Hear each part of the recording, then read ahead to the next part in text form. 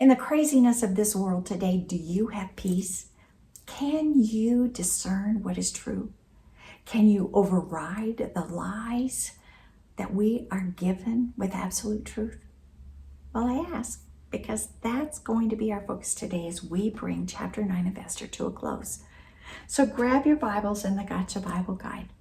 Now, you might remember that we left off looking at the Jews who were feasting and rejoicing and celebrating their salvation from their enemies.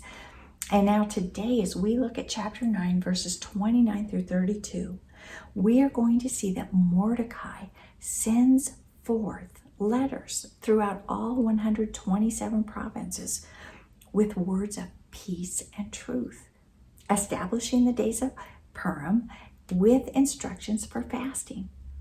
Well, we want to zoom in on this phrase, peace and truth. And you will discover today that it is found 3 times in the Word of God. And all 3 times it is connected to healing and restoration. Well, think about our salvation. Isn't that what our salvation is all about? Aren't we healed from the sickness of sin? And then isn't there a restoring to newness of life? Well, quickly, think about truth and think about peace. When I say truth, what do you think of? Hopefully Jesus. Jesus tells us he is the way, the truth, and the life. He is truth. And in John chapter 1, verses 1 and 2, he tells us he is the Word.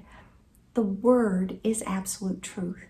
And Paul told Timothy that all Scripture is God-breathed and profitable, and nothing can be put above God's Word or come beside it. Now, when you think of peace, what do you think of? Jesus again, right? He is the Prince of Peace. Jesus is the one who brings us into peace with God and then with others. So our salvation is all about peace and truth. Peace that brings us from death to life. Truth that counters every lie that's ever been spoken. Oh, join me today. Engage with God.